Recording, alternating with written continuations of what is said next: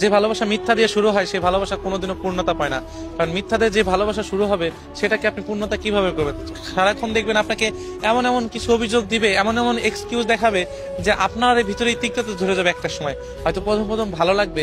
বর্তমান জেনারেশনে হাজার লোককে সাক্ষী রেখে যে বিয়ে করে সেই বিয়ে বর্তমান টিকতেছে না।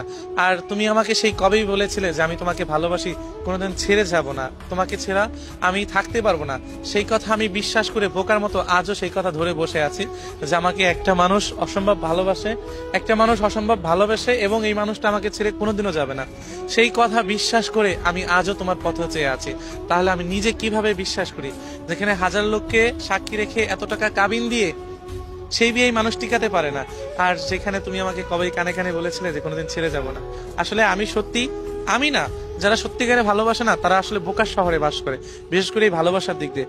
দেখো কত সুন্দর করে মিথ্যা কথা বানাইছে নাই বলার পরও, হ্যাঁ, একটা ছেলে তোমাকে নিঃস্বার্থভাবে ভালোবেসে বিশ্বাস করে দেয় না মানুষটা আমাকে ঠকাবে না।